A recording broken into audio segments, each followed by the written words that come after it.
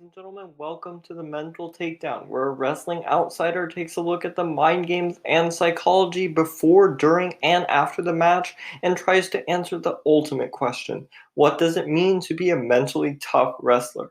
With some of wrestling's biggest and brightest names. I'm your host, Daniel Shee.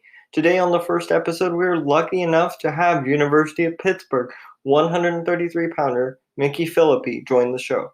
Mickey is a three-time Pennsylvania State champion, two-time NCAA qualifier, 2020 NWCA All-American, and chef extraordinaire. He was also named Pittsburgh's Male Athlete of the Year this year. Mickey is one of the most genuine and well-spoken people I've had the pleasure of meeting, and I'm really excited to share this interview with you guys. And without further ado, roll the clip. And through the power of the internet, we now have Pittsburgh 133-pounder Mickey Phillippi joining us today. How are you doing, Mickey? Good. Happy to be on. All right. How has, I guess the obligatory first question is, how has quarantine been treating you, and how has things kind of changed at least on a day-to-day basis? Yeah, quarantine, it's actually been pretty good.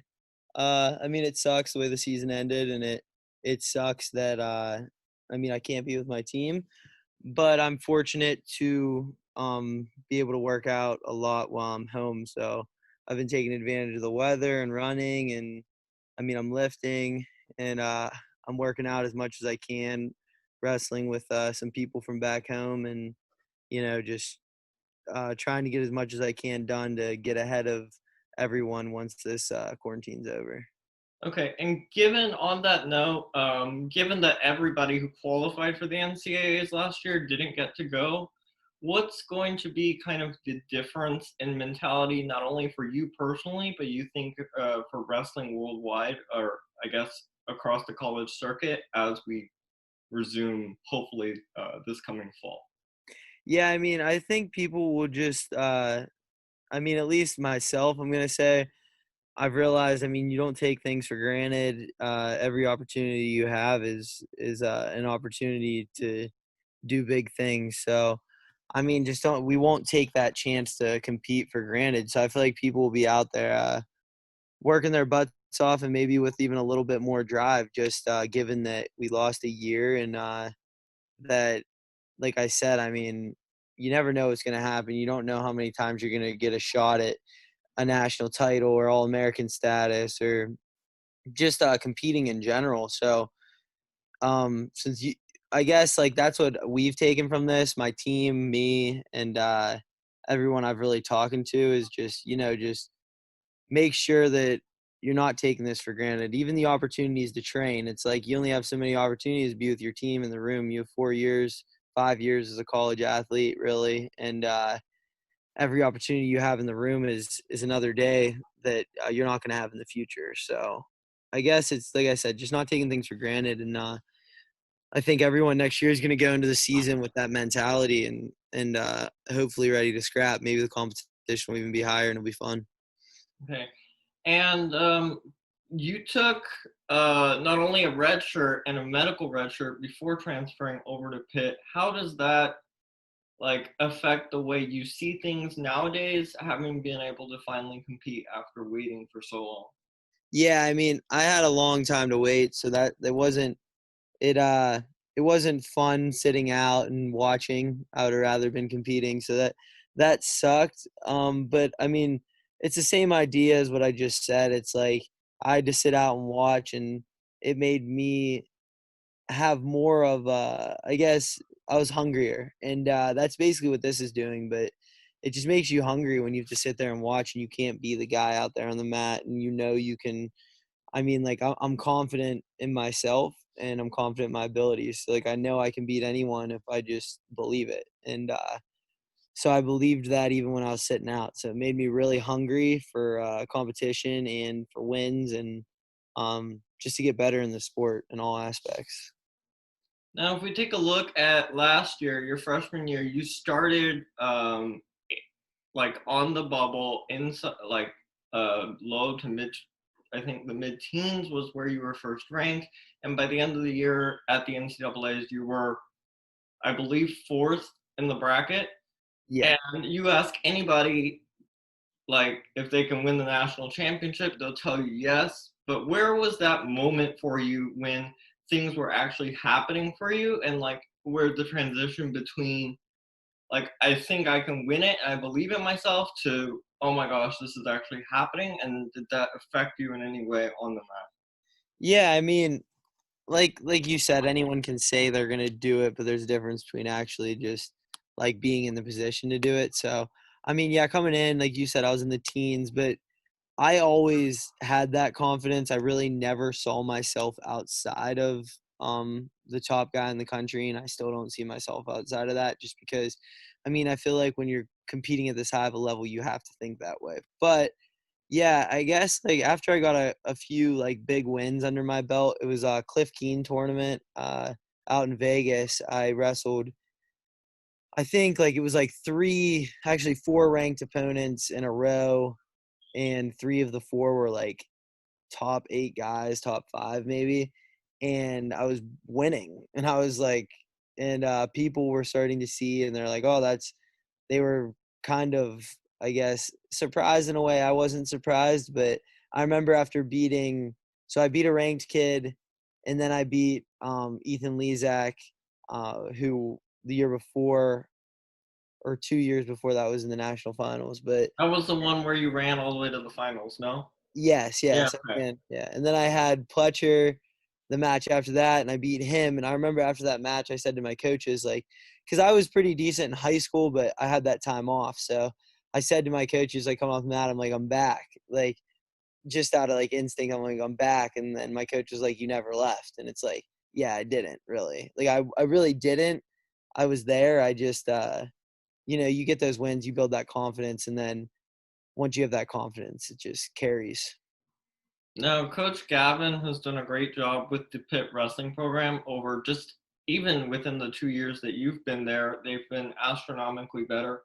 How much does like a better overall team environment and team results influence and have a trickle down effect throughout all the wrestlers on the team? Yeah, I mean, that like you just said, like the trickle down effect. It to have a culture where winning is like that's the standard. Winning and being the best you can be and gaining something every time you step in the room, just growing 1% better every day. Like when you have that mentality throughout the team, not just one guy or two guys, it's like it builds an environment that it's hard not to succeed in. And my team, I'm fortunate to have a lot of guys that really want to be good. And some of my best friends on the team, like they really love the sport. Not only they want to be good, but they love wrestling. So having that in my back, like in my basically in my room with me, it makes things easier. And it's nice to have those. It's also nice to have those partners in the room, the guys that want to push you and aren't going to give up and are going to push you to be the best you can be because they want to be the best they can be. And they know that, like you said, a trickle down effect, you guys affect each other.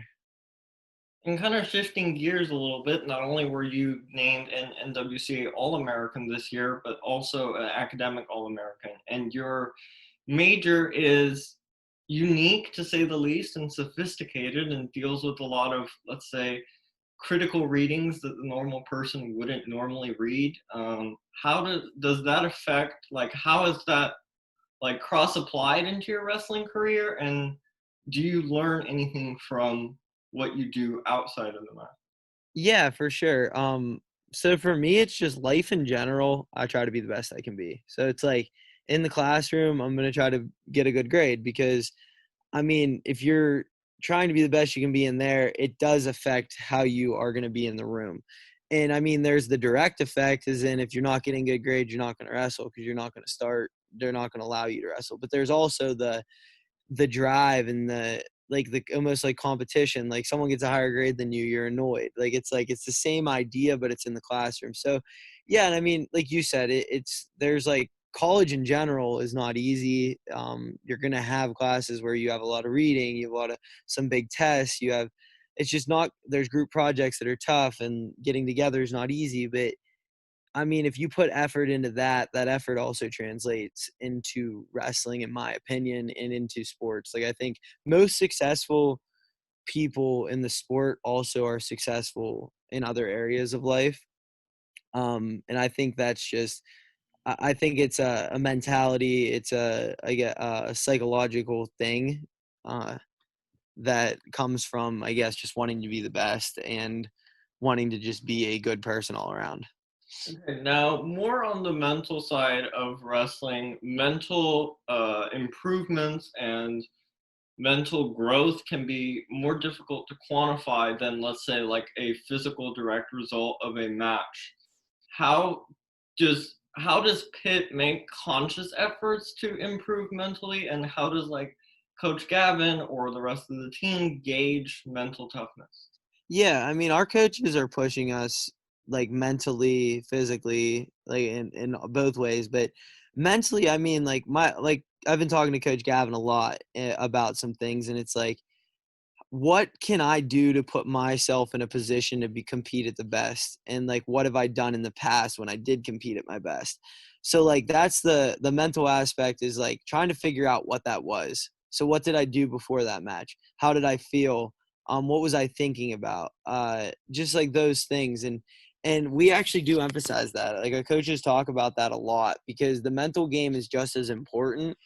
And I mean, Pitt in general, as a whole, like the athletic department, we have other areas where they work on that stuff. Like there, we actually had someone even come in the room this year from life skills, and she taught us like just like some mental release exercises. And I think some people would like underestimate how much that can help. Like meditating and just like breathing sometimes, like it can help. And like I've done, like I've even done some like little, I mean, I'm not like full on like hours of meditating, but I've done like times where I've just like taken a second, sat down, meditated for like, I don't know, 20 minutes, and just like thought, thought about where I am and what I need to do, and just like mentally releasing and not putting so much stress on things. And how has that, in a way, like over time, evolved your overall mental approach from, like, let's say, high school to college? Yeah, I think it actually did. My mental approach has really changed. In high school, I really just I went out there and uh, I mean, I wouldn't say so my high school career was weird. At the beginning of my high school career, I won matches by like a point, and it was just I would just keep winning by points, and then it ended up being that I just like went as hard as I could, and that would make me win because I'm working really hard. But then I realized in college, there's more to it. There's not always just being crazy where you're like, I do everything right and that's why I'm the best. And I'm going to be, and like when you don't win, then you go crazy because you're like, I did everything right. Like I went to bed early. He didn't go to bed early. I've been eating right. I've been doing all these things right. And I realized that mentally you can't do that to yourself. It puts too much stress on yourself. So really what you need to do is like kind of just like take it easy, take that stress off, realize that this is fun. We do this is a sport. Like it, as much as it seems like life or death to us, it's fun. So like we have to make it that way and not make it so stressful. I don't know if that answers your question, but No, no, that's perfectly. And during a match, what obviously you'll watch a ton of film, do a bunch of game planning, but how much of that gets lost, and how much is there ever a switch where you just go straight into intuition and feel during a match? And what are kind of the signs as to when you make that call? yeah, it's I mean, so film and stuff. So like you'll watch film on guys, and I mean I watch people's matches, but more I watch to learn about wrestling, so I don't always watch my opponent as much. Yeah, I will watch them, like be aware of some big moves. Like if I know he's gonna hit something big, I'm just aware. But for the most part, like you just said, you're in a match, it just gets lost. Like it's like you're thinking, oh, be aware of this, be aware of that, but really you got to be thinking about what you're going to get to. So you get lost in the moment and all of a sudden you're just wrestling, and then it's instinct and it's he shot this shot and you're reacting to that shot with something, and then your reaction was followed up by another reaction. So it's really hard to think that far ahead. Wrestling's a lot of reaction, you know what I mean? Like he reacts to you, then you react to him. It's hard to think that far ahead as much as we try to. I think some people game plan and they go in with strategy, and but like I said, for me, it's like usually I'll get in there and I might be thinking, oh, I got to watch this. And then 10 seconds in, it's like, wow, that's gone. And boom, I'm focused on taking him down. And I'm focused on the next point being scored, you know? Okay. And during a match, can you tell kind of when somebody is playing mind games or trying to screw with your mentality? And what kind of, I guess, prophylactic steps do you take not only for yourself, but as a team to kind of make sure that other people don't get in your head? Yeah, yeah. So like when they're trying to get in your head, it's really just like staying calm. It's not freaking out. Like there's the style of wrestler that's gonna club you really hard. They're gonna come out and it's like a fight and they're like hitting you. And it's like you could get really mad or you could slow it down. And you could slow it down and figure out a way to get to your shot. And that's really gonna break them before they break you. So I score a point and then they come at me hard again to try to frustrate me. And I'm like, okay, I'm gonna score again. And the more I score, the more you'll feel them break. So that's really my mentality going into that is, and that's what our coaches say is they're like, just calm down. Don't, it's like when you're wrestling a match and you're getting taken down a bunch and you start shooting on him because you're overwhelmed and you get taken down again. Instead, if you just slow it down and focus on scoring the next point, then you can keep your head and stay in the game, stay in the match, you know? And does kind of avoiding the snowball effect, does that just come with experience and over time having been in so many matches? Yeah, I would say that, but it's also, I mean, I'll even see myself messing up with that in the room during practice more than in a match, just because I want to get the most I can out of practice. So sometimes I'm pushing myself, and then all of a sudden I'm like, oh, that was a snowball effect. Like I started getting overwhelmed because I'm getting mad, you know, and because I want to win in the room too, not only in a match. And even though really the only one that matters is the match, but yeah, the snowball effect's a real thing. And to not, I think the more you wrestle, the more you realize that it is a thing and realize that you can stop it. And that's when you can slow it down. So yeah, I would say it's experience, and I guess a veteran would be able to stop it easier, or just be able to calm down. Okay. And I guess over the years, you are from PA and you stayed in PA your whole life, and now going back and looking at the high school level and the wrestlers coming up there, how do you teach or share your experiences in order to grow the wrestling, I guess, culture and expand the overall base? Yeah, I mean, I have, so like I'm very like I take like it's like a passion of mine almost to like coach. I enjoy it. I enjoy helping kids. I enjoy watching, like you just said, PA. Like we have a strong tradition here, and I enjoy being a part of that, and I enjoy helping kids get to that level. So, I mean, I try to spread it as much as I can. I have nephews; they all wrestle. I wrestle with them. I actually just wrestled with them today, and I try to like critique them and teach them, and but also make it fun, because there's a lot of parents out there that push their kids, and then it's not fun, and if it's not fun, then they're not going to want to do it. So really, I just try to spread my knowledge, and try to expand other people's game by giving them some pointers, but at the same time still letting them have fun with it. And I mean, wrestling is fun. Like it doesn't always have to be the grind where you're, I don't know, so tired that like you don't even want to get up. It can be fun too. Although I feel like once you really start to like it, then you enjoy that too, which sounds weird, but it's like I enjoy being pushed to my limit because now I'm at that point. And when does that kind of shift happen between getting into more of the serious technical side and mental side versus just kind of letting kids let loose? Yeah, I think for me, my change where I realized I really just love wrestling, which was earlier than I feel like most, was in middle school. But I don't think it has to be right then that the switch flips. It's just I realized that I just enjoy being in a wrestling room and I enjoy learning and I enjoy scrambling and just the whole flow of wrestling whenever I was in middle school. And that's whenever I jumped levels. From middle school, I jumped up and started getting a lot better.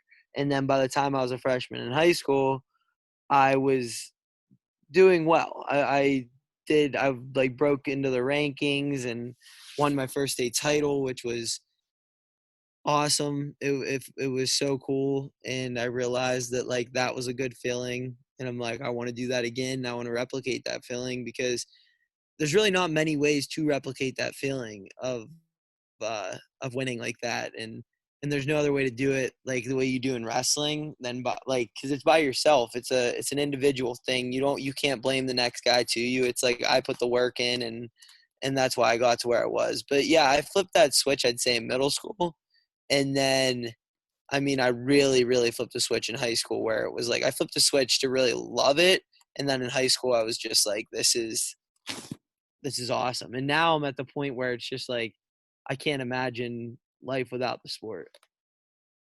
And obviously, throughout that time, you've had many different goals. You've hit most of them, and by the end of your college career, you certainly hope to hit all of them.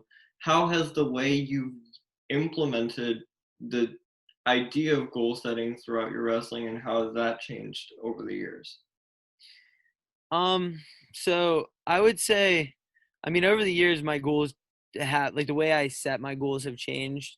Like I've followed a lot of guys, and that's what like got me to the way I was goal oriented and like accomplishing those goals is like I followed a lot of guys that accomplished those things. I had guys from my high school that were ranked really high in the country, number one in the country even, and went to college and wrestled, and I like followed what they did, and I was like, I want to do what they did, and people in my area. Like there's guys that write it on their like they're like write it on their mirror every day or have their notebook and have it on their phone screen. I saw a guy that would put it on his steering wheel of his car so every time he drove he saw his goals. But so for me is I mean, yeah, I write them down, but I don't need that. I don't need it to be written everywhere. I've realized I know it's implemented, it's in my mind. Like I know every day I wake up with a purpose. I wake up every day I've woken up every day since I was, I don't know, like fifth, sixth grade, where I've woken up every day and wanted to be the best I could be, which is crazy almost. But it's like,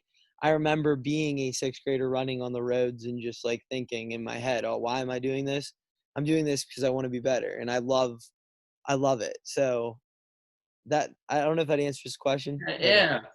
And I guess on a day-to-day basis, when the coaches are following you around and they know your goals and they know what you're trying to achieve, but sometimes that doesn't always take the smoothest path. So how does their like support or help along the way fluctuate or change? Like how do the coaches know when you're not doing well? Do they just kind of have that sense after doing it for so many years?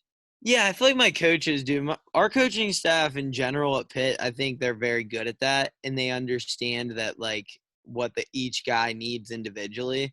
Like one guy might need something completely different than the other guy from whenever it comes to warming up for matches. And if like we're not doing well, like if there's something that's going on there, like they figure it out. They know how to do that. They'll work with us individually and figure it out. Or if it's just a mental thing, they'll do that too. Or if it's like, for instance, I realized myself is this year I was putting a little bit too much stress on myself at points, and my coach like even like pointed that out to me, and that was helpful because when you have someone else pointing it out to you, it makes you really realize it. And so I do think my coaches over time have developed that, and they're pretty good at it. They can recognize which guys need what, and they're good at figuring out what it is they do need. So And then obviously there are many aspects to wrestling, and one of them is the importance of nutrition. And um, apparently, you do cook quite a bit, no? Yeah, I do. And I mean, during the season, my diet is pretty good. I wouldn't say it's the most extreme thing. I wouldn't say I still like my sweets. I'm not even gonna lie and say I don't. So I buy like a healthy popsicle, have it in the freezer, so at night I can still have some sort of a dessert. But for the most part, yeah, I cook a lot.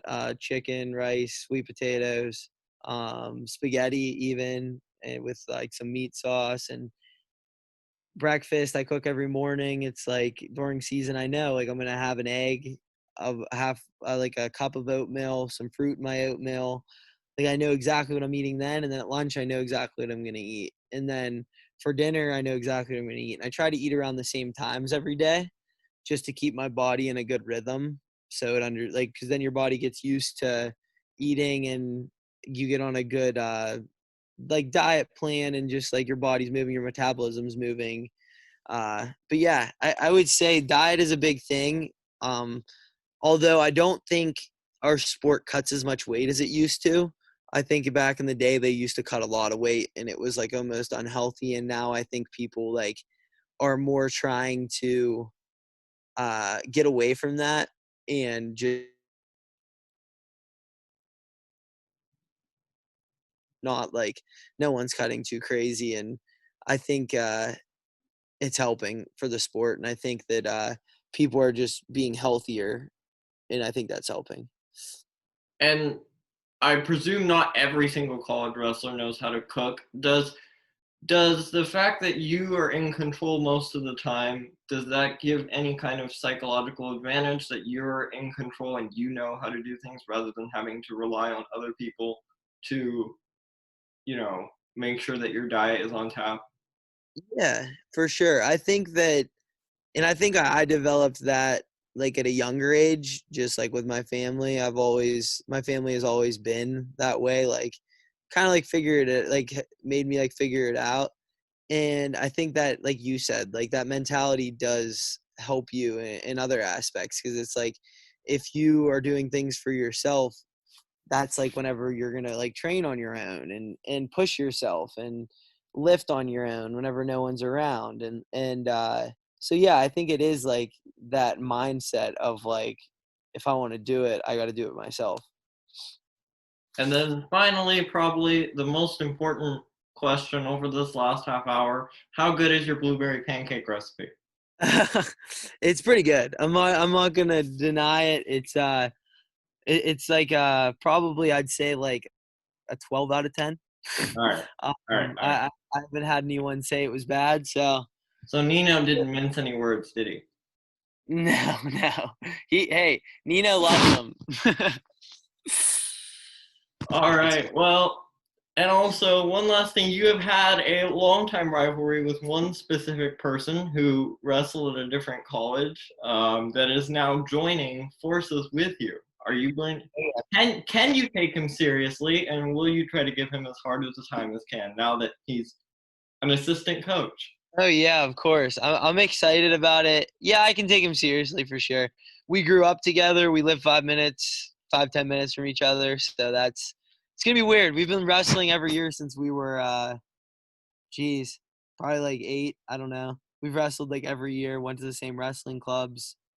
Wrestled in high school so many times. Wrestled in college multiple times. It's like it's weird, but it's gonna be cool, and I'm excited because I mean having him in the room is just gonna make me better, and I want to be the best I can be. So I mean, like I said, he's around here now, like home. So I've even got to work out with him a couple of times over this quarantine. So All right. Well, thank you so much for doing this. I'm gonna let you go because you've already spent way too much time with me, and thanks so much for putting up with me.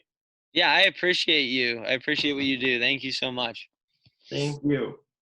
You have a good day. Thank you.